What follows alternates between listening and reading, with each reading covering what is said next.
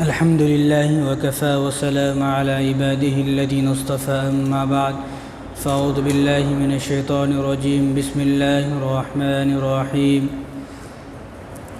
إن أول بيت وضع للناس للذي ببكة مباركا وهدى للعالمين فيه آيات بينات مقام إبراهيم ومن دخله كان آمنا ولله على الناس حج البيت من استطاع إليه سبيلا ومن كفر فإن الله غني عن العالمين.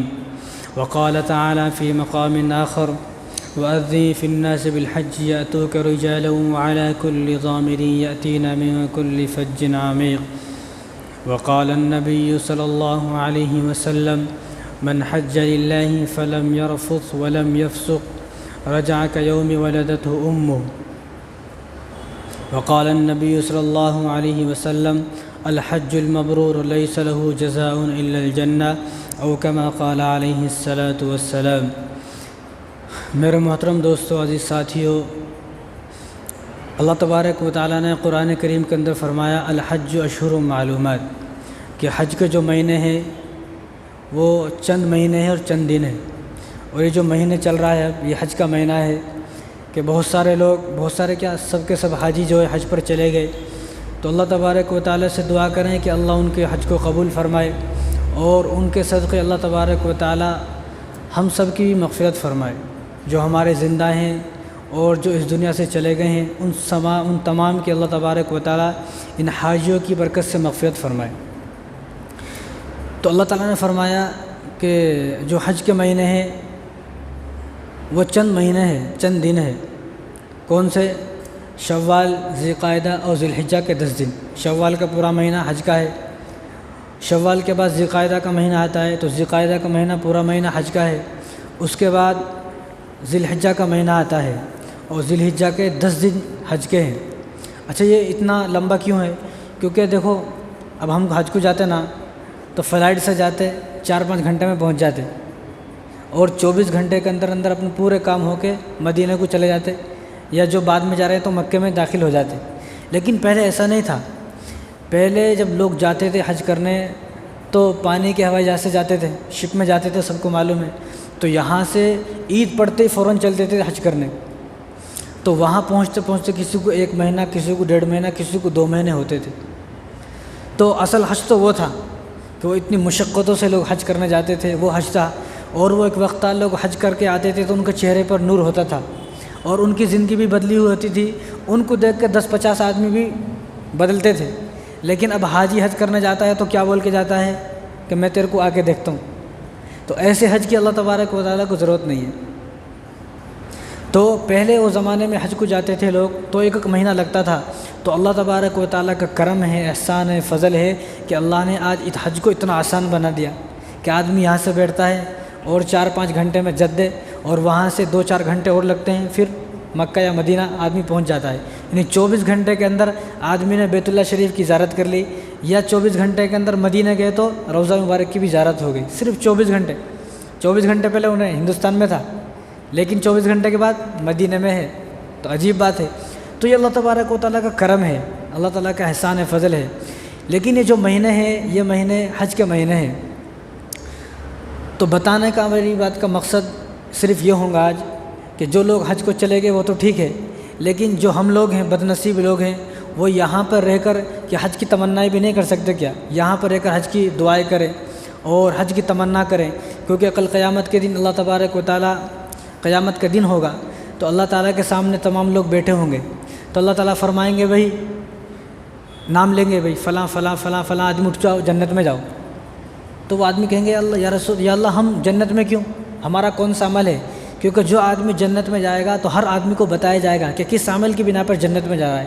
یعنی کوئی آدمی ایسا نہیں ہوگا جسے نہ پتہ ہو. آپ نے دیکھا ہوگا، ہزاروں واقعات سنے ہوں گے کہ فلاں شخص خواب میں آئے، وہ جنت میں تھے، ان سے پوچھا بھائی کیوں جنت میں ہو؟ تو انہوں نے بتایا کہ میں اس وجہ سے جنت میں ہوں. تو اللہ تعالیٰ نام لیں گے، بھائی فلاں فلاں اٹھو، جنت میں جاؤ. تو اللہ کے پاس آئیں گے، اللہ ٹھیک ہے ہم جنت میں جائیں گے لیکن کس عمل کی بنا پر؟ تو اللہ تعالیٰ فرمائیں گے تمہاری حج کی بنا پر، تم نے حج کیا نا. وہ کہیں گے اللہ ہم نے کب حج کیا؟ ہم تو غریب آدمی تھے، ہم تو حیدرآباد سے باہر نہیں نکلے. کوئی بمبئی کا تو بولے کہ بمبئی سے باہر نہیں نکلے، دلی کا تو دلی سے باہر نہیں نکلے. یا اللہ ہم کب مدینہ کو گئے؟ تو اللہ تعالیٰ فرمائیں گے اب یہ تڑپ ہمارے دل بھی ہونی چاہیے، ہمارے دل کے اندر اور ہم سب کے اندر یہ تڑپ ہونی چاہیے۔ تو اللہ تعالیٰ فرمائیں گے کہ جب ذوالحجہ کا مہینہ آتا تھا اور ذی قعدہ کا مہینہ آتا تھا یا شوال کا مہینہ آتا تھا تو لوگ حج پر جاتے تھے تیرے سامنے، کہ اللہ جاتے تھے تو تیرا دل تڑپتا تھا نہیں تڑپتا تھا؟ یا اللہ دل تڑپتا تھا، دل کرتا تھا نہیں؟ یا اللہ دل کرتا تھا۔ تو پھر تو کیا کرتا تھا؟ تو اللہ وہ آدمی جو ہے وہ کہیں گے یا اللہ جب میرا دل تڑپتا تھا، میں روتا تھا تو میں دعا کرتا تھا یا اللہ مجھے بھی حاجی بنا، مجھے بھی حج کی توفیق دے۔ تو اللہ تعالیٰ فرمائیں گے جتنی مرتبہ تو نے دعائیں کی ہیں آج اتنے ہی حج ہم نے تمہارے نامہ اعمال میں لکھ دیے ہیں، جاؤ جنت میں جاؤ۔ تو آج یہ ہوتا ہے کہ ہم حج کی دعا کرنے کو بھی تیار نہیں ہیں، یعنی کتنا آسان ہے، کتنا آسان ہے حج کی دعا کرنا۔ جو آدمی جتنی مرتبہ دعا کرے گا اللہ اتنے ہی مرتبہ اس کے نامہ اعمال میں حج کو لکھ دیں گے۔ تو تمام ساتھی جو ہے نا مسلمان دعائیں کرے ان مہینوں میں، یا اللہ ہمارے نصیب میں تو نہیں ہے لیکن ہمارے نصیب میں لکھ دے، اگر نہیں ہے تو ویسے ہی ہمیں جو ہے دعا کے ہماری دعاؤں کے بدلے میں جو ہے ہمیں حج کا ثواب عطا فرما، تو دعائیں کریں انشاءاللہ۔ تو اللہ تبارک و تعالیٰ نے جو مہینے ہیں یہ حج کے مہینے ہیں۔ اب اس مہینوں میں سب سے پہلے کیا کریں؟ اس مہینے میں سب سے پہلے ہمارے گھروں میں حج کی باتیں ہوں، حج کی نعت ہوں، حج کے بارے میں بیانات ہو، اپنے گھروں میں محفل کرائیں۔ نہیں 12 ربیع الاول آتا تو میلاد کی محفل بھی مناتے نہیں، جو دل بولے بہت کچھ مسلمان اپنی طرف سے بہت کچھ کر رہے ہیں، لیکن جب ذی الحجہ کا مہینہ آئے اور جس کے دل میں تڑپ یہ ہو کہ یا اللہ میں تو نہیں کر سکا حج یا میرے نصیب میں لکھ دے، تو اس کو چاہیے کہ اپنے گھر میں وہ آدمی محفلیں کرائے، حج کی محفلیں کرائے، حج کی باتیں ہوں، حج کی نعتیں ہوں، اور حج کے بارے میں قرآن پڑھا جائے، حج کے بارے میں تفسیر ہو۔ تو تمام چیزیں جب حج کی باتیں ہوں گی تو ہمارے دل میں ایک امنگ پیدا ہوگی، ایک محبت پیدا ہوگی، ایک الفت پیدا ہوگی۔ جب الفت کو اللہ تبارک و تعالیٰ پیدا ہوگی تو قبول فرمائیں گے، جب اس الفت کو اللہ تعالیٰ محبت کو قبول فرمائیں گے تو ہمارے نصیب میں بھی اللہ تعالیٰ حج کو لکھ دیں گے۔ تو جب حضرت ابراہیم علیہ السلام نے بیت اللہ کو تعمیر فرمایا اور بیت اللہ کو تعمیر کرنے کے بعد اللہ تبارک و تعالیٰ نے ان سے کہا کہ آپ اعلان کرو کہ لوگ یہاں پر حج کرنے آئیں گے۔ تو ابراہیم علیہ السلام نے کہا کہ اللہ میں کیسا اعلان کروں، میرے اعلان کو سنے گا کون، میرے اعلان کو سنے گا کون، میں کیسا اعلان کروں؟ تو اللہ نے فرمایا کہ آپ اعلان کرو، آپ کا کام ہے اعلان کرنا، لوگوں تک آپ کی آواز کو پہنچانا میرا کام ہے۔ اب اگر کچھ زمانے پیچھے ہم اس بات کو دیکھیں گے تو ہمارے سمجھ میں نہیں آئے گا، لیکن ہم اگر اس زمانے سے بات کریں، اس زمانے تک، تو ہمارے کو فوراً سمجھ میں آئے گا۔ کس طرح؟ اب ہمارے کوئی ساتھی حج کرنے گئے، فون پہ بات کر سکتے نہیں کر سکتے، آواز گئی نہیں، آواز کس نے پہنچائی؟ اللہ نے پہنچائی۔ آج ہمارا کوئی رشتہ دار افریقہ میں ہے، امریکہ میں ہے، اس سے بات کر سکتے نہیں، پورے دن طبیعت سے بات کر سکتے ہیں کھل کے۔ تو اب یہ بات سمجھ میں آتی ہے کہ حضور ابراہیم علیہ السلام نے جو اعلان کیا، اللہ تبارک و تعالیٰ نے اس اعلان کو جو عالم ارواح کے اندر روحیں تھی تو تمام روحوں نے لبیک کہا۔ کیا کہا؟ وَأَذِّن فِي النَّاسِ بِالْحَجِّ يَأْتُوكَ رِجَالًا وَعَلَىٰ كُلِّ ضَامِرٍ يَأْتُونَ مِن كُلِّ فَجٍّ عَمِيقٍ، کہ ابراہیم علیہ السلام آپ اعلان کرو کہ لوگ اس کا بیت اللہ شریف کا حج کرنے آئیں گے، کوئی پیدل آئے گا، کوئی سواری پر آئے گا، کوئی دبلی پتلی اونٹنیوں پر آئے گا، لیکن آئے گا ضرور، اور کوئی دور سے آئے گا۔ تو آج آپ یہ تجربہ کر سکتے ہو کہ دنیا کا کوئی کونا ہے، جس کونے پہ دنیا ختم ہو رہی ہے اس کونے پر بھی آپ کو ایسے لوگ ملیں گے جنہوں نے بیت اللہ شریف کی زیارت کی، جو حج پر آئے ہوئے ہیں، یعنی اللہ نے ان کی آواز کو ایسا پہنچایا۔ تو اللہ نے انہوں نے پہاڑی پر چڑھے اور اعلان کیا۔ جب اعلان کیا تو تمام عالم ارواح کے اندر جو روحیں تھی ہماری، تو تمام نے لبیک کہا۔ تو جس روح نے جتنی مرتبہ لبیک کہا وہ اتنی مرتبہ یہ حج کرے گا، جس نے نہیں کہا، جو اس وقت غفلت میں تھا، تو اس کے نصیب میں حج نہیں ہے۔ تو ہم دعا کریں کاش کہ ہماری روحوں نے بھی لبیک کہا ہو، کاش کہ ہماری روحوں نے بھی لبیک کہا ہو تاکہ ہم بھی حج پر جائیں۔ تو اسلام کی جو بنیاد ہے نا وہ 5 چیزوں پر ہیں، ان 5 چیزوں میں سے ایک حج بھی ہے۔ تو پتہ چلا جب اسلام کی بنیاد 5 چیزوں پر ہے اور اس میں سے ایک حج بھی ہے تو مسلمان پر حج کرنا بھی فرض ہے۔ دیکھو کچھ عبادتیں ایسی ہوتی ہیں جو عبادت صرف بدن کے ذریعے سے کی جاتی ہیں، کچھ عبادتیں ایسی ہوتی ہیں جو صرف زبان کے ذریعے سے کی جاتی ہیں، کچھ عبادتیں ایسی ہوتی ہیں جو مال کے ذریعے سے کی جاتی ہیں۔ مال کے ذریعے سے بولے تو قربانی ہے، زکوٰۃ ہے، زبان کے ذریعے سے بولے تو جیسے قرآن پڑھنا ہے، قرآن پڑھتے ہیں زبان کے ذریعے سے، بدن کے ذریعے سے بولے تو روزہ رکھنا ہے، نماز پڑھنا ہے، لیکن کچھ عبادتیں ایسی ہیں اس میں بدن کا بھی دخل ہے، زبان کا بھی دخل ہے، مال کا بھی دخل ہے اور محنت مشقت کا دخل ہے۔ وہ ایک ہی عبادت ہے، وہ ہے حج، اس میں مال بھی لگے گا۔ اب کچھ لوگ بہت تاخیر کرتے ہیں حج کرنے میں، پیسہ ہے لیکن حج کرنے نہیں جا رہے ہیں، تو تو ان کو خیال یہ کرنا چاہیے کہ بھئی یہ پیسہ اللہ تبارک و تعالیٰ نے تمہیں دیا ہے، اگر اللہ تعالیٰ تمہیں غریب بنا دے، بھکاری بنا دے تو کیا کر سکتے تھے؟ بہت سارے لوگ ایسے غریب ہیں کہ جن کو مہینے کا خرچہ چلانا مشکل ہو جا رہا، تو حج کہاں سے کریں گے وہ؟ لیکن ایک آدمی ایسا ہے کہ جس کے بینکوں میں پیسہ بھرا ہو، بڑے بڑے کاروبار ہیں، بہت پیسہ ہے، سب کچھ ہے، لیکن وہ آدمی غفلت میں پڑا رہے، تو فرمایا کہ ایسا آدمی بالکل بد نصیب ہے۔ اور ایسے آدمی کے بارے میں کیا وعید ہیں وہ آگے آئیں گے۔ تو حضور صلی اللہ علیہ وسلم نے ارشاد فرمایا کہ من اراد الحج فلیتعجل، جو آدمی حج کا ارادہ کر لے اس کو چاہیے کہ وہ جلد سے جلد حج کرے، ایسا نہ ہو تاخیر ہو جائے، ورنہ ایک وقت ایسا آئے گا اللہ نہ کرے کوئی کیس چل جائے، جیل میں چلے جائے، حج سے محروم ہو گیا۔ اللہ نہ کرے کوئی ایکسیڈنٹ ہو جائے، ہاتھ پیر کٹ جائے، حج سے محروم ہو گیا۔ کوئی ایسی بیماری ہو کہ اس بیماری میں اب تو بیمار ہو جائے تو آدمی لیتے نہیں ان لگا، لانے سے پہلے اب تو یہ سال تو 3 دن 4 دن پہلے بلائے، چیک کرے، اچھا چیک کرے، جس کو بیماری ہے تو واپس بھیجا دیے، جس کو بیماری ٹھیک ٹھاک ہے اس کو انجیکشن دے کے دوائیں دے کے کچھ ٹھیک ٹھاک کر کے اس کو جب بھیجائے۔ تو یہ دیکھو جو آدمی ایسا سوچے گا تو اللہ تبارک و تعالیٰ اس کو حج سے محروم کر دیں گے۔ تو جب آدمی کے پاس اتنا پیسہ آ جائے، اب کتنا ہے وہ آگے میں بتاؤں گا آپ کو، تو حج کے ارادہ جب کر لے آدمی جلدی کرے، جب آدمی کے پاس حج فرض ہو جائے تو وہ آدمی جلدی کرے۔ تو ترمذی شریف کی روایت ہے، عبداللہ ابن عمر رضی اللہ تعالیٰ عنہ نے آپ صلی اللہ علیہ وسلم سے پوچھا، یا رسول اللہ وہ کون سی چیزیں ہیں جو حج کو واجب کر دیتی ہیں؟ وہ کون سی چیزیں ہیں جو حج کو واجب کر دیتی ہیں؟ تو حضور صلی اللہ علیہ وسلم نے ارشاد فرمایا کہ سامان سفر یہاں سے وہاں تک آدمی جا رہا، راستے کے لیے سامان ہو، اور آدمی کے پاس سواری ہو، یہاں سے وہاں تک آسانی سے پہنچ جائے۔ تو فرمایا کہ جس آدمی کے پاس یہ 2 چیزیں ہیں حج اس پر فرض ہو گیا۔ کتنا آسان! اب اگر اس حساب سے دیکھیں تو کم سے کم مسلمانوں پر، پورے مسلمانوں سے نکالے تو 50% مسلمان ایسے نکلتے جن پر حج فرض ہے، لیکن وہ غافل ہیں، غفلت میں ڈوبے ہوئے ہیں۔ تو حضور نے فرمایا کہ سامان سفر ہو اور سواری ہو، جس کے پاس یہ 2 چیزیں ہوں اس پر حج واجب ہو گیا، وہ حج کو کرے۔ بہت سارے لوگ بہانے لگاتے ہیں، اور ہمارے یہاں بھی بہت سارے بہانے چلتے ہیں۔ پہلا بہانہ کیا ہے؟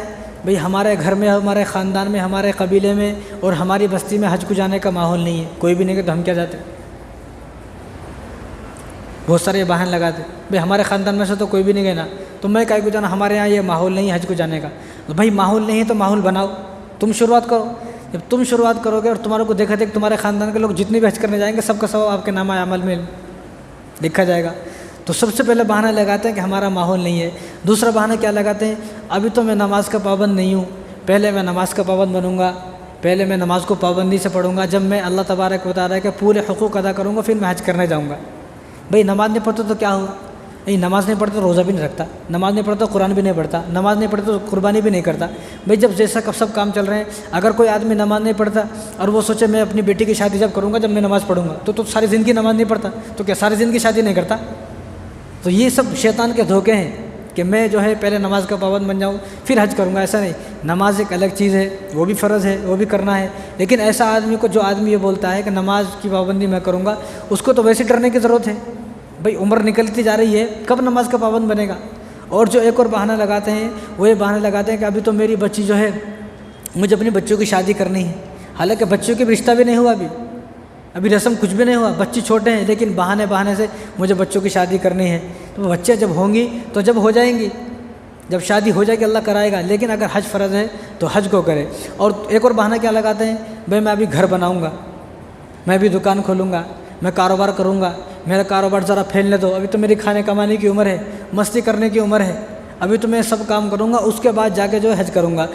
اور کچھ لوگ یہ سوچتے ہیں ان پہ حج فرض ہے، وہ سوچتے ہیں کہ ارے بڑھاپے میں جا کے حج کروں گا۔ بھائی جوانی کی زندگی تو کس عیش کی زندگی ہے، اللہ یہ کس نے کہہ دیا ہے کہ بھائی تو بڑھاپے تک زندہ رہے گا؟ کسی آدمی کو پتہ ہے؟ حضور نے فرمایا کہ میں ادھر سلام پھیرتا ہوں اور پھر ادھر سلام پھیلوں گا یا نہیں پھیلوں گا مجھے نہیں پتہ، ہو سکتا ہے میری موت آ جائے۔ تو ایک آدمی جو یہ سوچے کہ میں بڑھاپے پہ حج کروں گا، میں جب بوڑھا ہو جاؤں گا تو جب حج کروں گا، اور حج تو جو ہے جوانی کا ہے، یعنی مینا میں اور 5 نمازیں ادا کرنا، عرفات میں جانا، عرفات میں پورا دن وہاں پر گزارنا، دھوپ میں، گرمی میں، بھوک اور پیاس، اور پھر مزدلفہ میں ساری رات گزارنا، یہ کوئی آسان بات ہے کیا؟ اور جو ہے مینا میں پھر 3 دن رکنا اور وہاں قربانی کرنا اور تینوں شیطانوں کو مارنا، یہ کوئی آسان بات نہیں ہے، یہ بوڑھوں کا کام نہیں ہے۔ جو حج کرنے گئے جب آ جائیں گے ان سے پوچھے، وہ آنے کے بعد 1 مہینے تک کھاٹ پہ سے اٹھتے نہیں، پلنگ پہ لیٹ جاتے، بھائی میرے ہاتھ پیر دکھ گئے، کیونکہ جو حج ہے نا وہ جوانی کا ہے، جوانی میں آدمی مشقت کرے گا، ہر چیز کو برداشت کر سکتا ہے۔ بڑھاپے میں اپنی دوائیوں کا آدمی کو جو ہے لالے پڑ جا رہے، دوائیاں بھول جا رہا، میری صبح کی دوائی کون سی، شام کی دوائی کون سی ہے، لکھ کے رکھتا ہے بڈھا آدمی، رکھتا نہیں۔ بڑھاپے میں آدمی اپنی دوائیوں پہ لکھتا ہے یہ صبح کی ہے شام کی ہے، تو اس کو یہ یاد نہیں ہے صبح کی دوائی کون سی شام کی دوائی کون سی ہے، تو بڑھاپے میں حج کیسا کرے گا؟ تو یہ خیال ہے کچھ لوگوں کا بھی بڑھاپے میں حج کروں گا، نہیں، حج بلکہ جب فرض ہو جائے، جس وقت فرض ہو جائے، چاہے اس کی عمر بالغ ہونے کے بعد، کتنی بھی عمر ہے، 20 سال ہے، 25 سال ہے، 30 سال ہے، جب حج فرض ہو جائے، جب حج کرنا ہے۔ تو بہت سے لوگ یہ سوچتے ہیں کہ بغیر بیوی کے حج نہیں کرنا، لے کے جاؤں گا تو بیوی کو ساتھ لے کے جاؤں گا، نہیں بھائی، اگر آپ کے پاس اتنا پیسہ آ گیا کہ آپ حج فرض کرتے ہو، پہلے آپ حج کر کے آئیں، بیوی کو بعد میں دیکھیں گے۔ لیکن اگر ساری زندگی یہ نہیں جائیں گے تو دونوں جائیں گے، جائیں گے تو دونوں جائیں گے، موت آ گئی تو پھر ایک الگ مسئلہ ہے، وہ کیا میں ابھی آپ کو بتاؤں گا۔ کچھ لوگ یہ بہانہ لگاتے ہیں بھی ہمارے بچے چھوٹے ہیں، بھائی ہمارے بچے ذرا بڑے ہوں گے تو اپنے بچوں کو جو ہے جب آدمی پکنک پہ جاتا ہے، گھومنے جاتا ہے، کہیں تو بھی جاتا ہے، اپنے بچے کا انتظام ہوتا نہیں، تو جب بھی اپنے بچوں کا انتظام کر کے جاتے تو حج پر جائیں تو جب بھی اللہ تبارک و تعالی انتظام کرائے گا، تو یہ بہانہ نہیں کہ بچے چھوٹے ہیں۔ اس کے بعد بہت سے لوگ یہ سوچتے ہیں کہ میں پہلے اپنے والدین، اگر میرے والدین حج نہیں کرے تو میں کیسا کرنا، بہت سے لوگ یہ سوچتے ہیں اگر والدین نے حج نہیں کرا تو میرا حج قبول نہیں ہوگا، ایسا نہیں، بلکہ جس آدمی پر حج فرض، جیسے قربانی ہے، اب کوئی آدمی یہ کہنے لگ جائے بھائی میرے والد صاحب پہلے قربانی کروں گا جب تک میں نہیں کروں گا، بھائی جس پر قربانی واجب ہے وہ کرے گا، تو اسی طرح جس پر حج فرض ہے، اب کوئی آدمی یہ کہنے لگ جائے بھائی میرے والد صاحب نماز نہیں پڑھتا میں بھی نہیں پڑھتا ہوں، یہ کون سی بات ہے بھائی آپ کے الگ ہے نماز، ان پہ الگ ہے، آپ کا روزہ الگ، ان کا روزہ الگ، آپ کی قربانی الگ، ان کی قربانی الگ، تو اسی طرح حج بھی اگر والد صاحب پر حج فرض ہے، والد صاحب کے پاس اتنا مال ہے کہ وہ حج کر سکتے ہیں تو وہ الگ کریں گے۔ اگر بیٹے کے پاس، بہت سے لوگ ایسے ہوتے ہیں کہ بیٹا مالدار ہے، والد صاحب غریب ہے، ہوتے نہیں، بہت سے جو ہے چلے جاتے ہیں کمانے کے لیے، وہ اچھا خاصا کما لیتے ہیں، لیکن والد صاحب بیچارے ٹینوں کے گھر میں رہ رہے ہیں، انہیں بلڈنگ بنا لیا، تو ایسا آدمی یہ نہ سوچے کہ پہلے میرے والد صاحب کریں گے، بلکہ جس پر حج فرض ہے وہ آدمی حج کرے، چاہے وہ کوئی بھی ہو۔ اور حضور صلی اللہ علیہ وسلم نے ارشاد فرمایا کہ کوئی آدمی جو ہے، یہ نسائی شریف کی روایت ہے، عبداللہ بن مسعود رضی اللہ تعالیٰ عنہ کی روایت ہے، حضور صلی اللہ علیہ وسلم نے ارشاد فرمایا جب آدمی کوئی حج کرتا ہے تو حج کے بعد اس کو امیری آتی ہے، حج سے کوئی غریب نہیں ہوتا، اور یہ علماء کا چیلنج ہے کہ 1400 سال ہو گئے لوگوں کو حج کرنے جاتے ہوئے، اس سے پہلے بھی لوگ جاتے تھے، لیکن اس امت کو 1400 سال ہو گئے، اس 1400 سال میں ایک آدمی ایسا کوئی آدمی تلاش کر کے دکھائے جو یہ بول دے بھائی میرے پاس اتنے پیسے تھے، میں حج کر لیا، میرے پیسے حج میں چلے گئے، اب میں غریب ہو گیا، ایک آدمی ایسا دکھا نہیں سکتے۔ یہ حضور کی حدیث ہے، یہ نسائی شریف کی حدیث ہے، اور عبداللہ بن مسعود رضی اللہ عنہ اس کا راوی ہیں، فرماتے ہیں کہ حضور نے فرمایا کوئی آدمی حج کرے اس کے بعد وہ آدمی مالدار ہوتا ہے، یعنی حج کرنا آدمی کے مال کو بڑھاتا ہے، آدمی کے گھر میں برکت ہوتی ہے، کاروبار کو بڑھاتا ہے، تو اس لیے میں کہتا ہوں اگر کسی آدمی کا کاروبار نہیں چل رہا، انہیں پریشان ہے، اتنے پیسے جمع کر حج کر کے آئے، اور اس کے آنے کے بعد پھر دیکھیں حدیث کے اوپر کیسا عمل ہوتا ہے، انہیں کیسا مالدار ہوتا ہے۔ تو یہ حضور کی زبان سے نکلا ہوا الفاظ ہے، تو کوئی آدمی نہ سوچے کہ میں جاؤں گا تو میں فقیر ہو جاؤں گا، آج تک کوئی آدمی ایسا نہ قیامت تک دکھا سکتا ہے کوئی آدمی ایسا، ہاں کوئی غریب ہو گیا، اپنے حساب سے اپنے کاروبار کو خود ڈبا دیا، خوب جو ہے آنے کے بعد واہیات اور بدماشی کرا اور اس کی وجہ سے پیسے اڑا دی، وہ الگ بات ہے، لیکن اللہ تبارک و تعالیٰ اس کے مال میں برکت دیتے ہیں، اس کو پھیلاتے ہیں، اللہ تعالیٰ جو ہے اس کے مال میں برکت دیتے ہیں، اس کے کاروبار کو پھیلاتے ہیں اور اس کی زندگی میں اتنی برکت دیتے ہیں، اس کا مال بڑھ جاتا ہے۔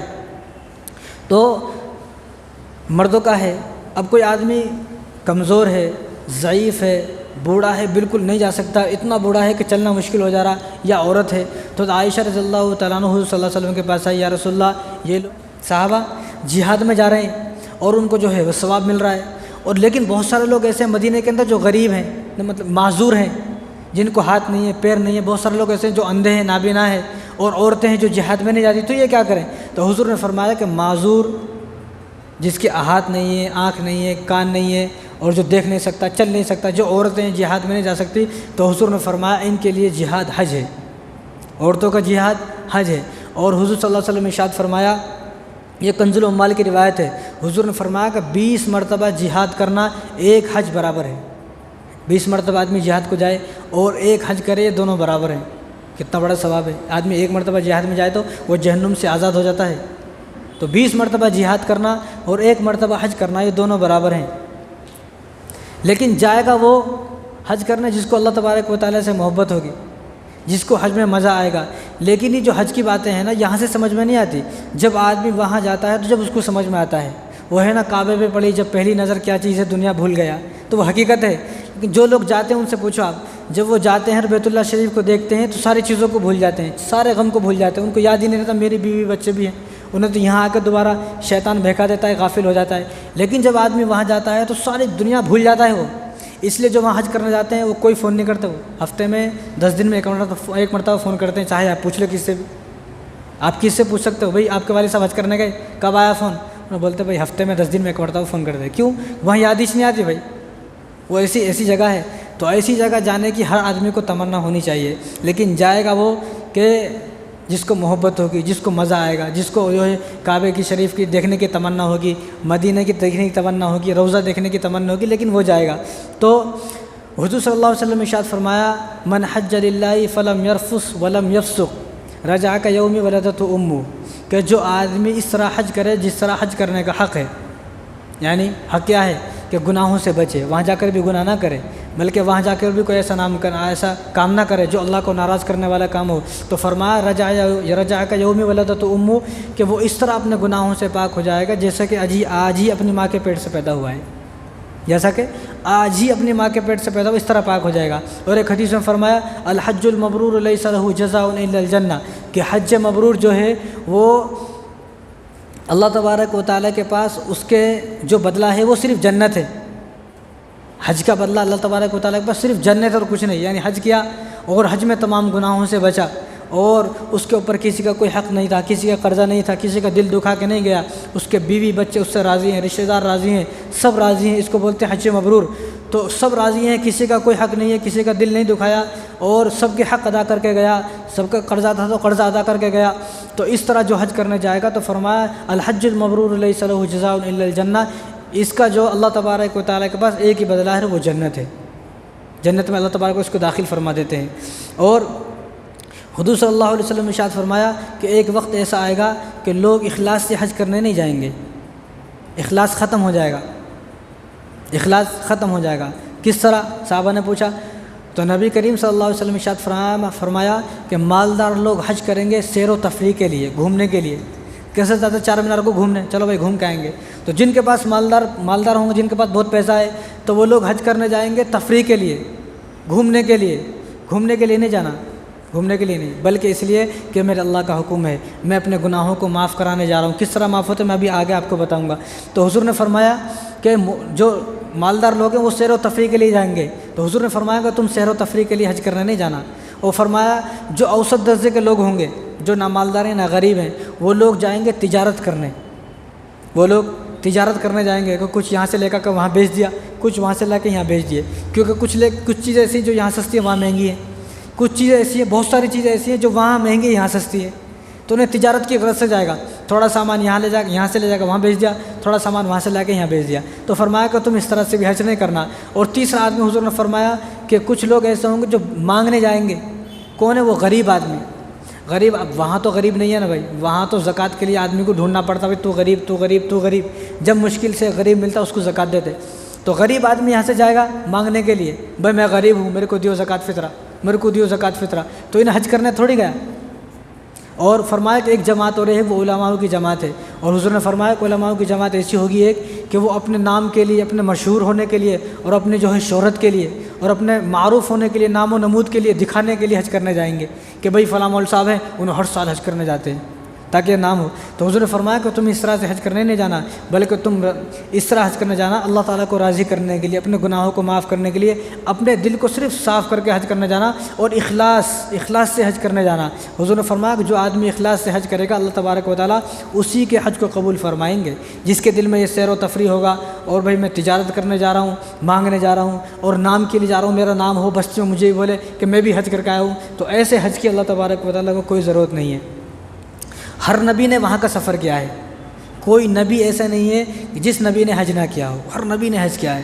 آدم علیہ السلام نے تو 70 حج کیے ہوئے، 70 حج، اور کوئی نبی ایسا نہیں ہے۔ لیکن حضور صلی اللہ علیہ وسلم نے، کیونکہ جو حج فرض ہوا وہ 9 ہجری کو حج فرض ہوا، اس سے پہلے جب آپ مکہ میں تھے ہر سال حج کرتے تھے، لیکن جب حج فرض نہیں تھا، لیکن جب حج فرض ہوا تو حضور نے 9 ہجری میں حج فرض ہوا تو 9 ہجری میں حضور صلی اللہ علیہ وسلم ابوبکر کو بھیجایا، ابوبکر کو امیر بنایا اور بہت سارے صحابہ کو ابوبکر کے ساتھ بھیجایا، لیکن حضور کو اس سال جانے کا موقع نہیں ملا تو حضور صلی اللہ علیہ وسلم 10 ہجری کو حج کرنے گئے۔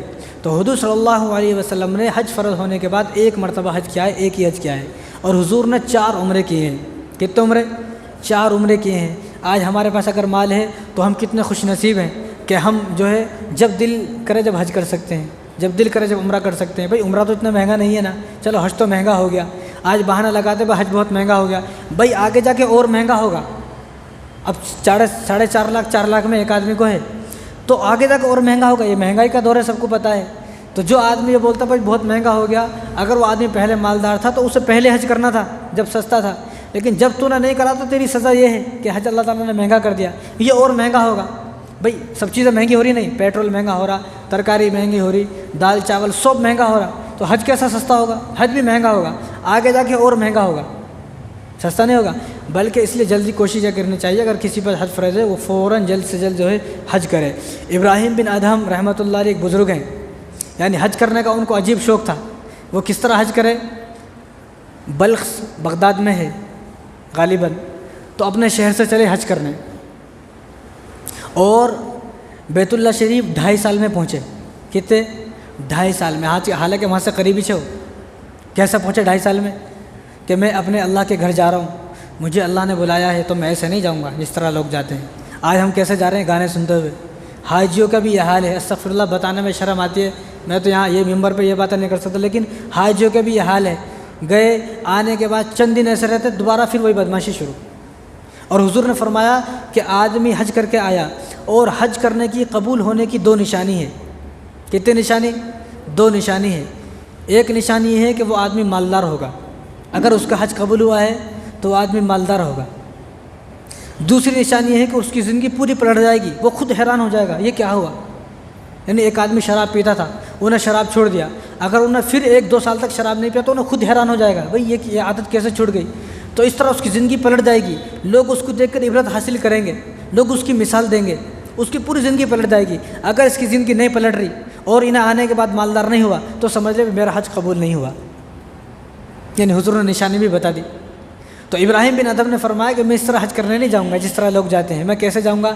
ایک قدم رکھتے تھے، ایک قدم رکھے، اور ان کے پاس جانماز تھی، یہاں جانماز سے سب دباتے اور ایک قدم رکھتے، جانماز بچھاتے اور 2 رکعت نماز پڑھتے نفل، پھر اللہ تعالیٰ سے دعا کرتے، پھر ایک قدم رکھتے، پھر جانماز بچھاتے، پھر 2 رکعت نماز نفل پڑھتے، پھر دعا کرتے، پھر جانماز بچھاتے، یعنی ہر قدم پر 2 رکعت، ہر قدم پر 2 رکعت۔ تو اپنے علاقے بلخ سے جب بیت اللہ شریف پہنچے تو 900 دن میں پہنچے، 900 دن، یعنی ان کو ایسا شوق تھا، وہ بیت اللہ شریف جانے کو بھی ایسا ڈرتے تھے کہ اللہ نے مجھے بلایا ہے کہیں۔ تو پھر انہوں نے کیا فرمایا؟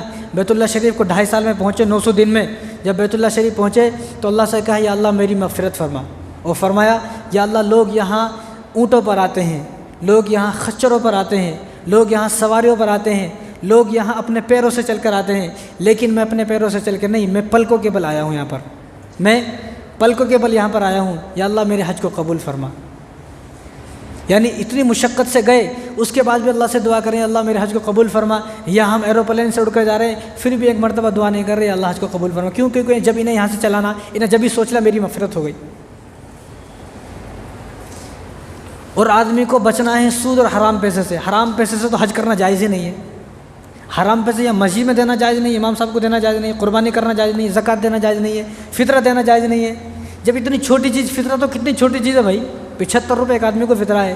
جب حرام چیز سے، سود کے کاروبار سے، اور انٹرسٹ لینے والا، دینے والا، لکھنے والا، جب ان تمام چیزوں سے یہ تمام کام کرنے والا، جو بدماشی کرنے والا اس پیسے سے فطرہ نہیں دے سکتا تو انہیں حج کیسا کر سکتا ہے؟ تو حج کرنے جائے آدمی اخلاص کے پیسوں سے، حلال کے پیسوں سے، جو اخلاص سے کمائے ہو، حلال سے کمائے ہو، ان پیسوں سے آدمی حج کرنے جائے۔ حرام پیسوں سے حج کرنے جائے گا تو یہ کہے گا لبیک، تو اللہ تبارک و تعالیٰ فرمائیں گے لا لبیک لا سعدیک، تیرا آنا نامبارک ہو، تیرا آنا تو نہ آتا تو اچھا تھا۔ تو یہ کہتا رہتا ہے لبیک اللہم لبیک، لبیک اللہم لبیک، لبیک اللہم لبیک، تو اللہ کی طرف سے ایک ہی آواز آتی رہتی ہے لا لبیک لا لبیک لا لبیک، یہ ایک آواز آتی ہے۔ تو حج کرنے جانے سے پہلے آدمی یہ سوچے کہ میرا مال حلال ہو، کہیں ایسا نہ ہو حرام سے حج کرنے جاؤں تو ایسا نہ ہو کہ اور اللہ تبارک و تعالیٰ کی لعنت برستی رہے۔ تو ابراہیم بن ادھم رحمۃ اللہ علیہ حج کرنے گئے تو 250 سال میں ڈھائی سال میں پہنچے وہاں پر، 900 دن میں جو ہے بلخ سے لے کر جو ہے بیت اللہ شریف پہنچے۔ ایسا جذبہ تھا، ہمارے اندر بھی یہ جذبہ ہونا چاہیے۔ تو حضور صلی اللہ علیہ وسلم سے ایک صحابی نے پوچھا کہ یا رسول اللہ کہ سب سے افضل عمل کون سا ہے، سب سے افضل عمل؟ تو نبی کریم صلی اللہ علیہ وسلم نے ارشاد فرمایا سب سے افضل عمل جو ہے وہ ایمان لانا ہے، سب سے افضل عمل ایمان لانا ہے۔ تو صحابہ نے پوچھا اس کے بعد؟ تو حضور نے فرمایا اس کے بعد جہاد کرنا۔ تو صحابی نے پوچھا کہ رسول اللہ اگر میں آپ سے پوچھوں کہ تیسرے نمبر پہ کیا ہے سب سے افضل عمل؟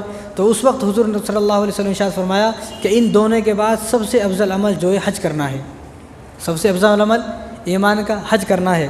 اور عمر بن عاص رضی اللہ تعالیٰ عنہ، یہ مسلم شریف کی روایت ہے، تو ان کا آخری وقت تھا اور نشے کی حالت میں تھا، آخری وقت مطلب مرنے کے قریب تھے، وفات ہونے والی تھی۔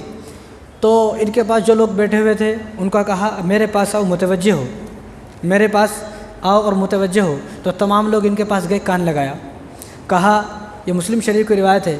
تو عمر بن عاص رضی اللہ عنہ نے فرمایا کہ میں نے نبی کریم صلی اللہ علیہ وسلم سے ایک سوال کیا کہ یا رسول اللہ میں نے جو کلمہ پڑھا ہے وہ ایک بہت عمر ڈھلنے کے بعد کلمہ پڑھا ہے، آج تو ہم لوگ خوش نصیب ہے پیدا ہوتے ہی کلمہ، پیدا ہوتے ہی کانوں میں اذان۔ یہ صحابہ وہ ہیں کہ جن کے کانوں میں بھی اذانیں پڑی گئی، ہم لوگ تو کتنے خوش نصیب ہیں، کتنے خوش نصیب۔ حضرت خدیجہ رضی اللہ تعالیٰ عنہ وہ صحابیہ ہیں کہ جنہوں نے ایک بھی نماز نہیں پڑھی، پھر بھی اللہ کو راضی کر کے گئے۔ آج ہمارے پاس دیکھو سب چیز ہے لیکن ہمیں قدر نہیں ہے۔ تو نے فرمایا کہ یا رسول اللہ میں نے اپنی آخری عمر میں کلمہ پڑھا اور مجھے اللہ تبارک و تعالیٰ سے ڈر لگتا ہے کہیں اللہ میری پکڑ نہ فرما لے، میری نجات کا کوئی ذریعہ بتاؤ نا یا رسول اللہ کہ میری نجات، یا اللہ میرے بارے میں اعلان فرمائے، مجھے معلوم ہو کہ میری مغفرت ہو چکی ہے۔ تو نبی کریم صلی اللہ علیہ وسلم نے 3 چیزیں ارشاد فرمائی، 3 چیزیں فرمایا کہ 3 چیزیں وہ ہیں کہ جو آدمی کے گناہوں کو بالکل جڑ سے ختم کر دیتی ہیں۔ 3 چیزیں، آدمی پہلے غیر مسلم تھا، اس نے کلمہ پڑھا، مسلمان ہو گیا، تو حضور نے فرمایا کہ جب تم نے کلمہ پڑھا تو اسی وقت اللہ تبارک و تعالیٰ نے تمہارے تمام گناہوں کو معاف فرما دیا۔ کہ آدمی کا کلمہ پڑھنا، آج ہم نے بھی کلمہ پڑھا ہے لیکن ہم نے کلمہ ایسا پڑھا ہے شراب بھی پی رہا ہوں، زنا بھی کر رہا ہوں، گرل فرینڈ سے بھی باتیں ہو رہی ہیں، اور چوریاں بھی ہو رہی ہیں، ڈکیتی بھی ہو رہی ہیں، دھوکہ بھی دے رہا ہوں، سود کا کاروبار بھی کھا رہا ہوں، دھوکہ فریب سارے کام کر رہا ہوں اور کلمہ بھی پڑھا ہوا ہے۔ تو ہم نے کلمہ تو پڑھا ہے لیکن ہم نے کلمہ اخلاص سے نہیں پڑھا، خالی ہم نے دکھانے کے لیے کلمہ پڑھا ہے۔ جس وقت ہم اپنے اخلاص سے اور اپنے جو ہے دل میں اتارنے کے لیے اور اسلام کو اچھا سمجھتے ہوئے اللہ تعالیٰ کی رضا کے لیے کلمہ پڑھیں گے تو ہم ان تمام چیزوں کو چھوڑ دیں گے۔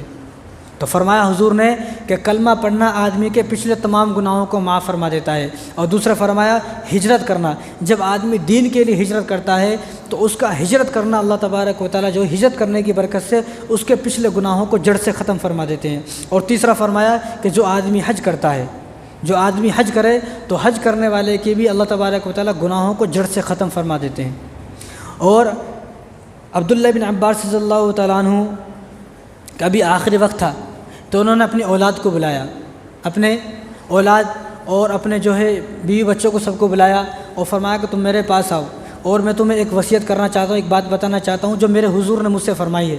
تو تمام اولاد اور ان کے بیوی بچے سب آ گئے تو فرمایا کہ میں نے نبی کریم صلی اللہ علیہ وسلم سے سنا ہے جو آدمی حج کرنے جاتا ہے، جو آدمی حج کرنے جائے تو اس کو ہر قدم پر 70 نیکیاں ملتی ہیں، ہر قدم پر 70 نیکیاں ملتی ہیں۔ اور فرمایا کہ جو آدمی، یہ تو وہ ہے جو سواری پر جا رہا ہے، اب سوال یہ ہے کہ ایک آدمی فلائٹ سے جا رہا بھائی، اس کے تو قدم نہیں لگ رہے، تو اللہ تبارک و تعالیٰ اس وقت جو لوگ قدموں سے جاتے تھے ان کے قدموں کو گن کر اس کو بھی ثواب عطا فرمائیں گے۔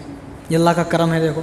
اور عبداللہ بن عباس رضی اللہ عنہ نے فرمایا کہ یہ تو اس آدمی کا ثواب ہے جو آدمی سواری پر جا رہا، ہر قدم پر 70 نیکی۔ اور فرمایا کہ جو آدمی پیدل حج کرے، جو آدمی پیدل حج کرے تو حضور نے فرمایا کہ اس آدمی کو ہر قدم پر 700 نیکیاں ملتی ہیں، ہر قدم پر 700 نیکیاں اس آدمی کو مل رہی ہیں جو پیدل حج کرتا ہے۔ تو عبداللہ بن عباس رضی اللہ تعالیٰ نے اپنے جو ان کے بچے تھے ان کو وصیت فرمائی کہ تم لوگ پیدل حج کرنا، تم لوگ پیدل حج کرنا۔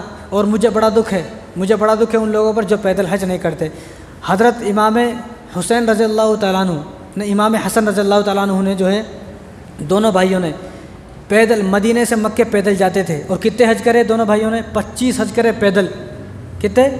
25 حج پیدل کرے ہیں، مدینہ سے مکے کو جاتے تھے پیدل، اور 25، حالانکہ سواری تھی، ایسا نہیں سواری نہیں تھی، سواری تھی، کیونکہ وہ وقت غریبی کا نہیں تھا، وہ وقت جو تھا وہ مالدار ہو گئے تھے صحابی آخر وقت میں، وہ حضور کا جب تک زمانہ تھا، جب تک غربت تھی، حضور کے جانے کے بعد اور حضرت عمر رضی اللہ تعالیٰ عنہ نے جو فتوحات کی ہیں اس کے بعد صحابہ سب امیر ہو گئے تھے، تو فرمایا کہ ہم پیدل حج کریں گے، اس طرح ہم سواریوں پر نہیں۔ کیوں سواریوں پر نہیں؟ کہ نبی کریم صلی اللہ علیہ وسلم نے سنا ہوا ہے جو آدمی پیدل حج کرے گا تو اللہ تبارک و تعالیٰ اس کے 700 جو ہے گناہوں کو معاف فرمائیں گے، اور ہر قدم پر اس کو 700 نیکیاں ملیں گی۔ حالانکہ یہ لوگ تو وہ ہیں جو بخشائے لوگ ہیں، یہ بھی اتنا ڈر رہے ہیں۔ آج کل ہم لوگ تو وقت پہ نماز پڑھنے کو تیار نہیں ہے، کئی کو انہیں خود سوچ لیا میں جنتی ہوں، پہلے ہی سوچ لیا میں جنتی ہوں، وہ اتنا کچھ کرنے کے باوجود بھی نہیں سوچ رہے، لیکن آج ہمارا مسلمان پہلے ہی سوچ لیتا بھائی میں جنتی ہوں۔ تو پیدل حج کرنے کا اتنا ثواب ہے کہ ہر قدم پر 700 نیکیاں ملتی ہیں۔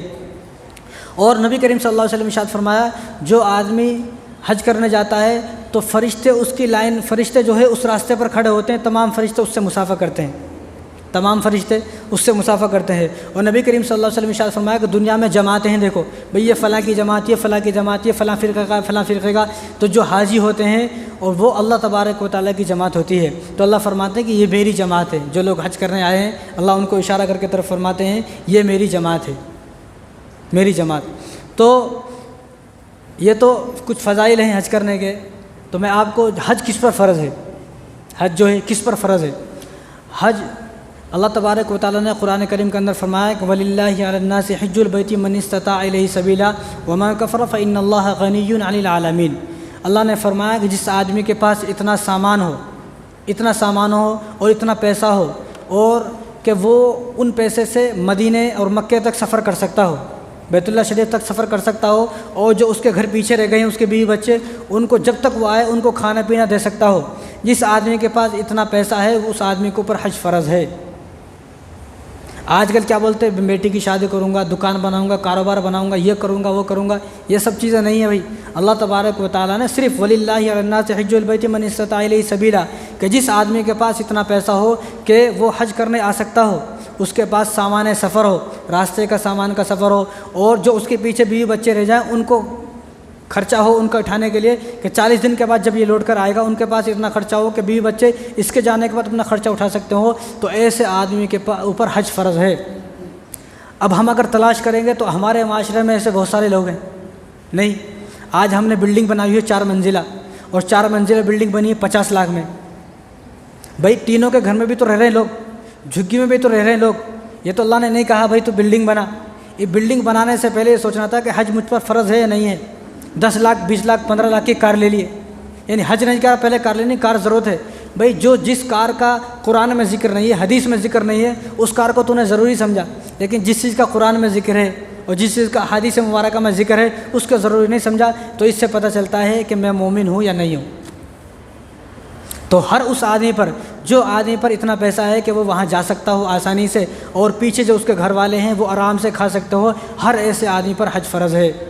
اور نبی کریم صلی اللہ علیہ وسلم نے ارشاد فرمایا کہ جو آدمی حج کرے گا، حج کرنے کے آنے کے بعد وہ آدمی مالدار ہوگا، غریب ہو ہی نہیں سکتا۔ یہ نسائی شریف کی روایت ہے، عبداللہ بن مسعود اس کا راوی ہیں، فرمایا کہ یہ آدمی غریب نہیں ہو سکتا، یہ آدمی مالدار ہوگا۔ اس لیے حضور نے فرمایا کہ جلدی جلدی حج کرو، من اراد الحج فلیتعجل، کہ جو آدمی حج کا ارادہ کر لے اس کو چاہیے کہ وہ جلدی حج کرے، حج کرنے میں دیر نہ کرے، کیونکہ حج کر کے جب آئے گا تو وہ مالدار ہوگا۔ اس لیے میں کہتا ہوں جو آدمی کاروبار سے پریشان ہے، جس کی دکان نہیں چل رہی، کاروبار نہیں چل رہا، حج زیادہ پریشان ہے، وہ اس کو چاہیے کہ پیسے جمع کرے اور حج کرنے جائے، جب آئے گا تو اللہ تبارک و تعالیٰ اس کو جو ہے 99 گنا بڑھا کر دیں گے۔ اب آپ دیکھ سکتے ہیں کوئی 1400 سال ہو گئے نہیں حضور کو گئے ہوئے، آپ ایسا ایک آدمی قیامت تک، یہ چیلنج ہے، قیامت تک ایسا آدمی تلاش نہیں کر سکتے جو بولتا ہو بھائی میرے پاس 5 لاکھ روپے تھے اور 5 لاکھ روپے حج کو لگا دیا، میں حج کرنے چلا گیا اور آنے کے بعد بالکل غریب ہو گیا، بھیک مانگنے کی نوبت آ گئی۔ ایسا کوئی آدمی آپ کو نہیں ملے گا، کوئی بھی، قیامت تک 1400 سال ہو گئے، آنے والی قیامت تک آپ کو کوئی آدمی ایسا نہیں ملے گا کہ جو آدمی حج کر کے آیا اور حج کرنے کے بعد آ کے غریب ہو گیا، ایسا نہیں ہے۔ بل اس لیے حج کرنا چاہیے تاکہ اللہ تبارک و تعالیٰ مالدار کرے ہمیں۔ حج کرنا کیا، اگر پیسے نہیں ہیں حج کرنے کے تو آدمی عمرہ کرے، عمرے کا تو زیادہ بڑا مسئلہ نہیں ہے نا، عمرہ تو کبھی بھی کر سکتے ہیں، تو عمرہ اور حج۔ اور آگے آپ سنتے جائے، نبی کریم صلی اللہ علیہ وسلم ارشاد فرمائے، ترمذی شریف کی روایت ہے، جب حاجی احرام باندھتا ہے، جب حاجی احرام باندھتا ہے تو احرام جب باندھتا ہے تو احرام کے باندھتے ہی اللہ تبارک و تعالیٰ اس کی مغفرت فرما دیتے ہیں، احرام باندھتے ہی۔ اور فرمایا جب احرام باندھتا ہے حاجی اور لبیک اللہم لبیک لبیک لا شریک لک لبیک ان الحمد والنعمت لک والملک لا شریک لک لبیک، جب یہ تلبیہ پڑھتا ہے تو اس کے دائیں طرف جتنے بھی جانور ہیں، چرندے ہیں، پرندے ہیں، جتنے بھی جھاڑ ہیں، درخت ہیں، اینٹ پتھر، حالانکہ جتنی بھی چیزیں ہیں، چاہے یہ فین ہے، چاہے کچھ بھی ہے، اور ادھر جہاں تک دنیا ختم ہوتی ہے، ادھر جہاں تک دنیا ختم ہوتی ہے، تو اس آدمی کے ساتھ یہ تمام چیز یہ تلبیہ پڑھتے ہیں۔ اور جب یہ معصوم لوگ، یہ تو معصوم ہے نا بھائی، یہ ہے، اب دیوار کی کیا غلطی ہے، یہ مرے بعد جہنم میں جاتے کیا، مرے بعد ختم۔ تو جو معصوم ہے اور معصوم کسی کے لیے دعا کرے تو اللہ تبارک و تعالیٰ اس کی دعا کو قبول فرماتے ہیں۔ تو جب حاجی احرام باندھتا ہے تو احرام باندھتے مغفرت بھی ہو گئی، اور جب اس نے تلبیہ لبیک اللہم لبیک پڑھا تو اس کے ساتھ ساتھ یہ چیزیں بھی اس کے لیے مغفرت کی دعائیں بھی کر رہی ہیں اور یہ تلبیہ بھی پڑھ رہی ہیں۔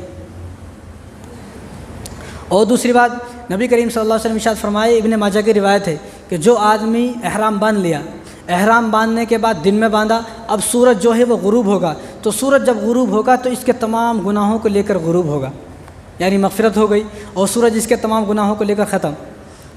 اور فرمایا نبی کریم صلی اللہ علیہ وسلم ایک حدیث میں، یہ ابن ماجہ کی روایت ہے کہ جو حج کرنے جاتے ہیں یہ اللہ تبارک و تعالیٰ کے مہمان ہیں اور اللہ تعالیٰ ان کا میزبان ہے۔ یعنی ہم اگر کسی کے گھر کو جائیں تو کیسا سجاتا گھر، تو مہمانداری میں جاتے نہیں جاتے، شاید کوئی بلاتے نہیں آپ کو اس لیے خاموش ہے، بلاتے نہیں بلاتے، گھر سجاتے نہیں، کیسا اچھا کھانا بناتے، گھر کو اچھا سجاتے، گھر سجا ہوا ہے پہلے ہی لیکن پھر بھی گھر کو سجاتے ہیں۔ تو اللہ تبارک و تعالیٰ کے یہ لوگ مہمان ہیں جو حج کرنے جا رہے ہیں۔ وہ فرمایا کہ جو آدمی حج کرنے گیا، نکلا، تو اس کو ہر قدم پر اس کو 70 نیکیاں ملتی ہیں۔ جب یہاں سے جائے گا بیت اللہ شریف تک 4000 کلومیٹر ہے، آدمی حساب لگا کے دیکھے کہ کتنے قدم ہے، یہ قدم اور کیلکولیٹر پہ لگاؤ گے تو کیلکولیٹر نہیں دے سکتا، اس کا جواب فیل ہو جائے گا، وہ نہیں لگانا جا کر کتنے قدم، 4000 کلومیٹر بولے تو ایک کلومیٹر میں کتنے ہوں گے، کتنے قدم، حساب لگا سکتے آپ؟ کیسا لگانا، بالاجی نگر کو جانا پیدل، وہ گننا، پھر حساب لگانا، تو جب حساب لگاؤ گے تو کیلکولیٹر فیل ہو جائے گا۔ اب سوال یہ ہے کہ ایک آدمی بولتا بھائی فلائٹ سے جا رہے ہیں نا، قدم کہاں ہیں پھر؟ تو اس وقت جو لوگ قدموں سے جاتے تھے پیدل، ان کے قدموں کو گن کر اللہ تبارک و تعالیٰ اس کے قدموں کو ایڈ کریں گے، تو اللہ کا کتنا کرم ہے۔ تو ہر قدم پر 70 نیکیاں ملتی ہیں، اور جو پیدل حج کرنے جاتا ہے تو اس کو تو ہر قدم پر جو ہے 700 نیکیاں مل رہی ہیں۔ اور فرمایا کہ حج کرنے گیا یہ آدمی، ابھی حج کر کے حضور نے صلی اللہ علیہ وسلم نے 3 مرتبہ دعا فرمائی، یا اللہ حاجی کی مغفرت فرما، حاجی کی دعا کو قبول فرما، اے اللہ حاجی کی مغفرت فرما، حاجی کی دعا کو قبول فرما، اور حاجی جس کے حق میں دعا کرے اس کی بھی مغفرت فرما۔ حضور نے یہ دعا 3 مرتبہ ارشاد فرمائی۔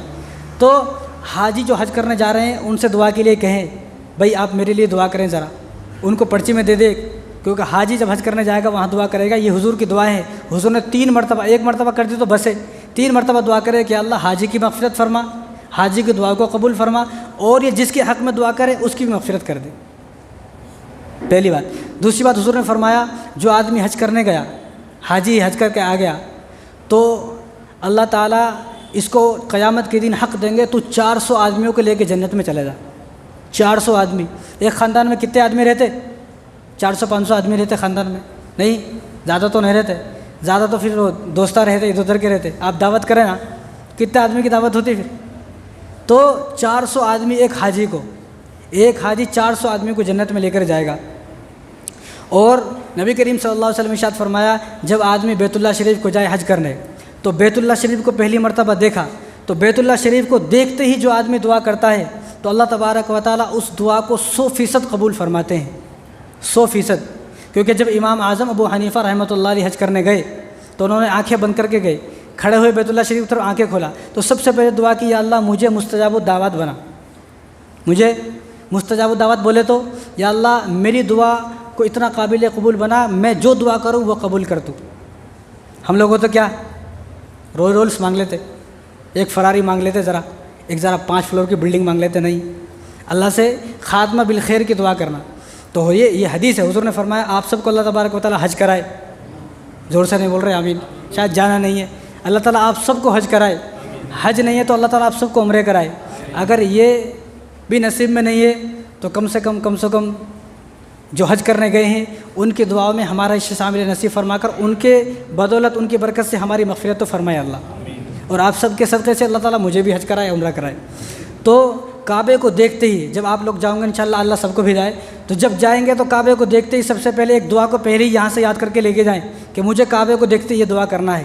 تو حضور نے فرمایا کہ جو کعبے کو دیکھتے ہی پہلی دعا کرتا ہے، ایک ہمارے بزرگ ہیں مفتی عبدالرؤف سکھروی صاحب، تو وہ ایک عام سے آدمی تھے میری طرح، تو وہ جب حج کرنے گئے بڑی مشکل سے تو وہاں پہنچے، تو وہ دعا کرے یا اللہ، دیکھتے ہی دعا کرے، انہوں نے اپنی کتاب میں لکھا ہوا ہے، تو انہوں نے دیکھتے ہی دعا کرے یا اللہ مجھے مدرسہ کھلوا دے۔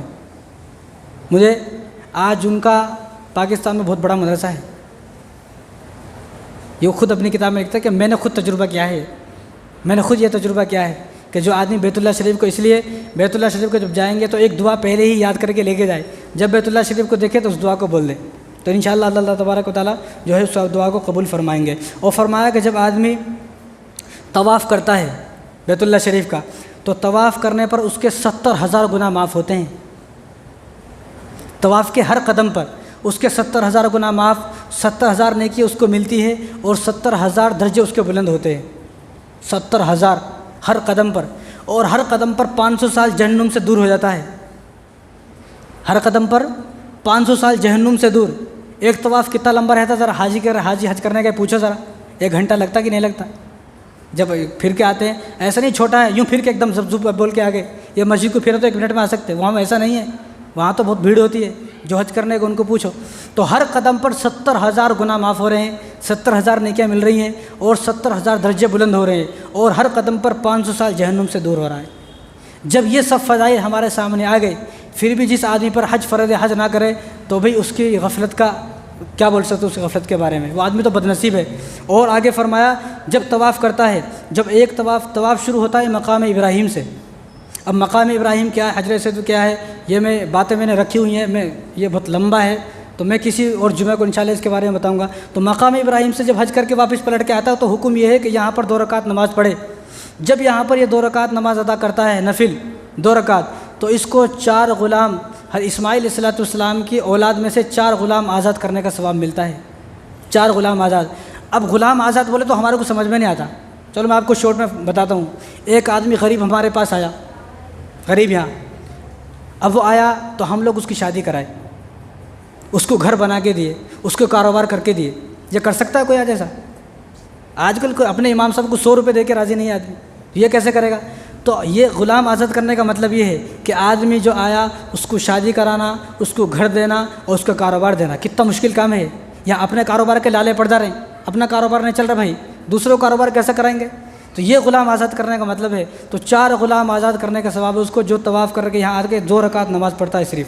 اور فرمایا جو آدمی صفا مروہ میں سعی کرے، صفا مروہ کے درمیان دوڑتے نا، تو صفا مروہ میں جو آدمی دوڑے گا تو اس کو 70 غلام آزاد کرنے کا ثواب ملتا ہے صفا مروہ کے درمیان، یہ سب۔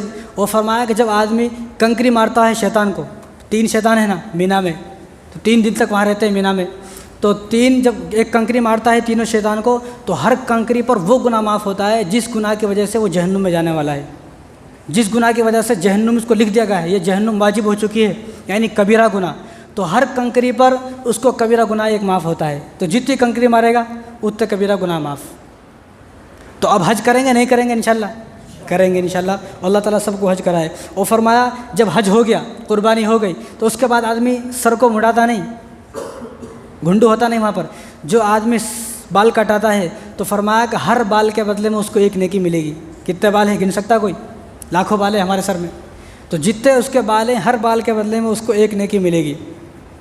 اور جب آدمی طواف سارے کام کر لیتا ہے، سارے کام کر لیتا ہے، تو ایک فرشتے کو اللہ تبارک و تعالیٰ بھیجتے ہیں، ایک فرشتے کو، اور فرشتہ اس کے کندھوں کو ایسا پکڑتا ہے، کندھوں کو ایسا پکڑتا ہے جیسے کسی کے پیچھے سے پکڑ دینا، اور کندھے کو پکڑتا ہے اور کندھے کے بیچ میں یوں تھپ تھپی مارتے، جیسے ہم بولتے ہیں نا شاباش، بولتا ہے اس کے کان میں بولتا ہے، حالانکہ وہ سنتا نہیں، لیکن اللہ تبارک و تعالیٰ ایسا بلواتے ہیں اور کہ اب تیرے گناہ سارے معاف ہو گئے، اب تو اپنی زندگی اس طرح شروع کر جس طرح ایک بچہ پیدا ہوتا ہے، اپنا جب بچہ پیدا ہوتا ہے کس طرح زندگی شروعات کرتا ہے، اس کے اوپر ایک گناہ بھی نہیں رہتا، تو فرمایا حضور فرمایا کہ اللہ تعالیٰ فرشتے کے ذریعے سے اس کو کندھوں کو پکڑ کر ایسا ہلاتے ہیں اور اس کو تھپ تھپی دے کر پیچھے فرماتے ہیں کہ اب تو اپنی زندگی کو ایسا شروع کر، اسرے نو شروع کر، شروع سے اپنی زندگی کو شروع کر، جس طرح ایک بچہ پیدا ہو کر اپنی زندگی کو شروعات کرتا ہے، اس کے اوپر کوئی گناہ باقی نہیں رہتا۔ حج کرنے کے بعد آدمی اس طرح جو ہے بالکل گناہوں سے پاک و صاف ہو جاتا ہے۔ اور عرفات کا میدان جو عرفات کا جو دن ہے، عرفات کا جو دن ہے، اس دن میں اللہ تبارک و تعالیٰ جتنے لوگوں کو جہنم سے آزاد فرماتے ہیں، اتنے لوگوں کو اللہ تبارک و تعالیٰ رمضان میں بھی آزاد نہیں فرماتے۔ اس لیے ہم لوگ اگر یہاں ہیں تو ہم لوگ دعا کریں اللہ تبارک و تعالیٰ سے، جو ہمارے اس دنیا سے چلے گئے ہیں، وفات پا گئے ہیں، مر گئے ہیں، اللہ تعالیٰ ان کی مغفرت فرمائے۔ آج کل ہم لوگ تو اپنے والدین کا نام لینے کو تیار نہیں ہے، والدین کے لیے دعا کرنے کو تیار نہیں ہے۔ ہر جمعہ اپنے والدین کی طرف سے 2 رکعت نماز پڑھیں اور والدین کے لیے دعا کریں۔ والدین کو بالکل بھول گئے، بالکل ختم ہو گئے جس نے ہمیں زندگی دی۔ اب آج ہمارا نوجوان کیا بولتا ہے، میرے ابا میرے لیے کچھ بھی نہیں کرے۔ نہیں، اس کا مطلب کیا ہے؟ اس کا مطلب یہ ہے کہ میرے کو ایک بڑی بلڈنگ دینا تھا بنا کے۔ بھئی یہ اللہ کا شکر ادا کرو، میرے والد صاحب مجھے مسلمان چھوڑ کر گئے، اگر میرے والد صاحب مجھے ہندو بنا کے چلے جاتے، عیسائی نصرانی بنا کر چلے جاتے، پھر کیا کرتے؟ تو یہ اللہ کا شکر ہے کہ اللہ نے یہ کہ میرے والدین کا جو ہے احسان ہے کہ مجھے میرے والدین اس حال میں چھوڑ کر گئے ہیں کہ میں ایمان کی حالت میں ہوں، نمازیں تو پڑھ رہا ہوں میں۔ تو یہ سب جو ہے حج کے فضائل ہیں، ان فضائلوں کو اپنے ذہن میں رکھتے ہوئے ہم لوگ حج کریں۔ لیکن اب چھوٹی سی بات، جن لوگوں پر حج فرض ہے اگر وہ حج نہ کرے تو ان کا کیا ہوگا؟ یہ ترمذی شریف کی روایت ہے، حضرت علی رضی اللہ تعالیٰ عنہ اس کے راوی ہیں۔ کون؟ حیدر کرار، علی رضی اللہ تعالیٰ عنہ اس کے راوی ہیں۔ دوسروں کی بات مانتے کہ نہیں مانتے، ان کی بات تو مانو۔ علی رضی اللہ تعالیٰ نے فرمایا کہ حضور صلی اللہ علیہ وسلم نے ارشاد فرمایا کہ جس آدمی پر حج فرض ہے اور وہ حج نہیں کرا تو حضور نے فرمایا کہ وہ چاہے یہودی ہو کر مرے چاہے نصارہ ہو کر مرے، ہماری اس کے پاس کوئی ذمہ داری نہیں ہے۔ یعنی کیا مطلب؟ اس کی موت اس حال میں آئی کہ وہ جس طرح یہودی مر گیا، عیسائی مر گیا، کوئی غیر مسلم مر گیا، اس کو قبرستان میں لاتے کیا؟ اس کو جلا دیتے کیوں؟ ہمارا کوئی تعلق نہیں ہے بھائی۔ تو فرمایا حضور نے اسی طرح جس طرح غیر مسلم سے ہمارا کوئی تعلق نہیں مر جاتا ہے، اگر جس آدمی پر حج فرض ہے حج نہیں کرا تو اسی طرح ہمارا بھی اس سے کوئی تعلق نہیں ہے، چاہے وہ یہودی ہو کر مرے چاہے نصارہ ہو کر مرے۔ جس طرح غیر مسلم مر جاتا ہمارا کوئی تعلق نہیں ہوتا۔ اب ہماری مسجد کے پاس کوئی آدمی غیر مسلم مر جاتے ہیں ہم کیا پر کہ ہمارا کیا کرنے کا بھائی، ہمارا تعلق نہیں ہے۔ تو ایسے ہی فرمایا حضور نے کہ ہمارا اس سے کوئی تعلق نہیں ہے۔ تو وہ آدمی سوچے کہ نمازیں تو پڑھی، روزے بھی رکھے، لیکن حج فرض تھا تو حج نہیں کیا۔ اب یہ سوال یہ ہے کہ حج کیوں کرے؟ بھائی اللہ تبارک و تعالیٰ نے جو آپ پر حج فرض کیا ہے، اتنا مال دیا ہے، یہ اللہ کا کرم ہے۔ اگر اللہ اتنا مال نہ دیتے تو، اگر مال کا گھمنڈ ہے، اگر یہ سوچا ہے کہ میں نے مال خود کمایا محنت کر کے، تو بالاجی نے کر جاؤ یہاں پر چورستے پہ ٹھہر کے رہتا صبح میں مزدور ہم سے زیادہ محنت کرتا نہیں۔ سیٹھ صاحب تو پورے دن بیٹھے رہتے ہیں، کچھ بھی نہیں کرتے، لیکن مزدور پورے دن 1 منٹ بیٹھ نہیں سکتا انہیں، جو لیبر ہے کتنی محنت کرتا ہے وہ۔ تو اس آدمی کو دیکھے اور پھر اللہ کا شکر ادا کریں، اللہ نے میرے اکاؤنٹ میں کم سے کم 10-15 لاکھ روپے تو ہیں، تو مجھے حج کرنا چاہیے نہیں۔ تو جو آدمی اس حدیث کو دھیان میں رکھے، اور اللہ تعالیٰ نے فرمایا وَلِلَّهِ عَلَى النَّاسِ، یہ قرآن کی آیت ہے، سورہ آل عمران کھولیں آپ، وَلِلَّهِ عَلَى النَّاسِ حِجُّ الْبَيْتِ مَنِ اسْتَطَاعَ إِلَيْهِ سَبِيلًا، کہ جس آدمی کے اوپر اتنا مال ہے کہ وہ حج کر سکتا ہو حج نہ کرے۔ وَمَنْ كَفَرَ فَإِنَّ اللَّهَ غَنِيٌّ عَنِ الْعَالَمِينَ، کہ ایسا آدمی سے اللہ تعالیٰ نے خود فرمایا میں بے نیاز ہوں، یعنی اللہ جس کے بارے میں فرما دے میں بے نیاز ہوں۔ انکار کیا؟ ومن کفر فإن اللہ، کہ اس نے کفر کی انکار ہی کر دیا۔ اور اس معاشرے میں کچھ لوگ ایسے ہیں جنہوں نے انکار کر دیا ہے۔ کچھ لوگ ہیں، کون لوگ ہیں؟ مالدار تو وہ ہیں جو حج نہیں کر رہے، ان لوگوں کا انکار کر رہے ہیں میں حج نہیں کرتا ہوں۔ اور ایک غریب بھی ہے جو انکار کر رہا ہے۔ غریب کیسا انکار کر رہا ہے؟ غریب ایسا انکار کر رہا ہے، غریب دعائیں نہیں کر رہا۔ حج کے لیے پیسوں کی ضرورت نہیں ہے، حج کے لیے اللہ تبارک و تعالیٰ سے جو ہے دعاؤں کی ضرورت ہے۔ کہ مالدار جو آدمی نے انکار کر دیا، مالدار نے، وہ ہے جو حج نہیں کر رہا۔ غریب جس نے انکار کر دیا وہ ہے جو دعا بھی نہیں کر رہا۔ کم سے کم غریب آدمی دعا تو کر سکتا ہے۔ اور آگے آپ سنیں، در منصور کی روایت ہے، عبداللہ ابن عمر رضی اللہ تعالیٰ عنہ اس کا راوی ہے، یہ بڑی خطرناک حدیث ہے۔ جو لوگ حج فرض حج کر کے نہیں جا رہے، اس حدیث کو اپنے ذہن میں بٹھائے۔ عبداللہ ابن عمر رضی اللہ عنہ فرمایا، در منصور کی روایت ہے، تفسیر در منصور کی، فرمایا جو آدمی حج فرض تھا حج نہیں کرا تو کل قیامت کے دن اس کی پیشانی پر کافر لکھا ہوگا۔ کافر کیا لکھا ہوگا؟ کافر لکھا ہوگا اس کی پیشانی پر۔ وہ چھپائے گا یوں، لیکن اس کی روشنی ایسی ہوگی وہ ہاتھوں میں سے بھی پار ہو جائے گی، اور وہ چھپاتے ہوئے چھپتا پھرے گا اور مسلمانوں کی لائن میں آئے گا۔ فرشتے اس کو مار کے کافروں کی لائن میں ٹھہرائیں گے۔ تو کچھ لوگ جاتے رہیں گے جو اس کے ساتھ ہوں گے، دوست ہوں گے، اس کو بھائی تو ہمارا دوست تھا، تو ہمارے ساتھ رہتا تھا، یہ تیرے چہرے پر یہ کافر کیوں لکھا ہوا ہے؟ یہ تو کافر کی لائن میں کیوں ہے؟ تو نمازی تھا، اور نمازی بھی پڑھتا تھا، تہجد بھی پڑھتا تھا، قرآن بھی پڑھتا تھا، سب کرتا تھا۔ تو کہے گا بڑا افسوس ہے کہ میں نے حج نہیں کیا، کاش کہ میں حج کر لیتا تو آج میں کافر کی لائن میں نہیں کھڑا ہوتا۔ کافر کی لائن میں نہیں کھڑا ہوتا۔ تو یہ سب کتنی جو ہے حدیث یہ حج کے فضائل ہیں، ان حج کے فضائل کو رکھتے ہوئے ذہن میں، اور کتنی سخت وعیدیں ہیں کہ ایک آدمی کے چہرے پر کافر لکھا ہوگا اور یہودی اور نصارہ ہو کر مرے، تو جس آدمی پر حج فرض ہے وہ سب سے پہلی فرصت میں حج کرنے کی تیاری کرے، حج کرنے کو تیاری پکڑ لے۔ وہ فرمایا علماء نے کہ جو آدمی پر حج فرض ہے حج نہیں کرتا تو وہ دیکھے گا کہ اس کی اولاد نافرمان ہوگی۔ آج کتنے مالدار غریبوں کے بچے اتنے نافرمان نہیں ہے جتنے مالداروں کے بچے نافرمان ہیں، آپ دیکھ سکتے ہیں، آپ بھی اس معاشرے میں رہتے ہیں۔ کیوں؟ کیونکہ حج فرض تھا لیکن حج نہیں کر رہے۔ اسی ہفتے میں ایک آدمی سے ایسا ملا کہ وہ آدمی امریکہ جا کے آیا، امریکہ، اس نے مجھے بتایا مولوی صاحب میں گھومنے امریکہ گیا تھا 1 مہینے پہلے، امریکہ جا کے آیا، لیکن 1 مہینے پہلے حج کو بھی جا رہے تھے، حج کرنے کی توفیق نہیں ہوئی۔ ایسے بہت سارے لوگ ہیں، اور حضور نے فرمایا 3 جگہ کا سفر کرنے میں ثواب ہے، بیت المقدس کا سفر کرنے میں ثواب ہے، مدینہ مسجد نبوی کا سفر کرنے میں ثواب ہے، بیت اللہ شریف کا سفر کرنے میں ثواب ہے۔ یہ 3 مسجدیں ایسی ہیں، ان کے علاوہ کہیں بھی آدمی جائے کوئی ثواب نہیں ہے، ان 3 مسجدوں کے لیے سفر کرنا ثواب ہے۔ تو باتیں تو بہت ساری ہیں، تو ان چیزوں کو اپنے ذہن میں رکھے کہ یہ چیزیں وہ چیزیں ہیں کہ اللہ تبارک و تعالیٰ کی ہمارے اوپر پکڑ نہ آ جائے، تو اللہ تبارک و تعالیٰ کی پکڑ سے بچے، اور حج فرض ہے تو حج کرنے کی کوشش کرے۔ دوسری بات، کسی کے والد صاحب انتقال ہو گئے تو وہ کیا کرے؟ تو اگر والد صاحب کو عذاب قبر سے بچانا ہے تو والد صاحب کی طرف سے حج بدل کرنا ہے۔ حج بدل، والد صاحب انتقال کر گئے لیکن والد صاحب کے پاس حج فرض تھا لیکن نہیں کر سکے حج، تو اس کی بہت سارے مسائل ہیں۔ جب آپ جو ہے مفتیان کرام سے ملیں گے، علماء سے ملیں گے تو آپ کو مسائل بتائیں گے، لیکن جب والد صاحب انتقال کر گئے، والد صاحب نے حج نہیں کیا، حج فرض تھا، تو ان کی طرف سے حج کریں تاکہ جو ہے ان کا گناہ معاف ہو۔ حضور نے فرمایا کہ جب آدمی اپنے والد صاحب کی طرف سے حج بدل کرتا ہے، جس کا انتقال ہو گیا اس کی طرف سے حج بدل کرتا ہے، تو اللہ تبارک و تعالیٰ اس کو فوراً جہنم سے آزاد فرما دیتے ہیں۔ اور فرمایا جو آدمی حج بدل کرتا ہے، یعنی والد صاحب کا انتقال ہو گیا، اللہ نہ کرے میرے والد صاحب انتقال ہو گئے، میں ان کی طرف سے حج کر رہا ہوں، ان پر حج فرض نہیں کر سکے، تو حضور نے فرمایا 4 آدمیوں کی مغفرت ہوتی ہے۔ والد صاحب جنہوں نے وصیت کی، والد صاحب جنہوں نے وصیت لکھوائی، جس آدمی سے وصیت لکھوائی، یعنی جس کو بولا کہ تم میرے بچوں کو بولو وہ حج کرے، ایک تو والد صاحب وصیت کرے، ایک جو وصیت لکھے، ایک حج کرنے والا، ایک حج کروانے والا، 4 آدمیوں کی مغفرت ہوگی۔ اس لیے والد صاحب اگر انتقال کر گئے ہیں تو ان کی طرف سے حج بدل کرے، تو اللہ تبارک و تعالی ہم سب کو ان باتوں پر عمل کرنے کی توفیق عطا فرمائے۔ وما علینا الا البلاغ۔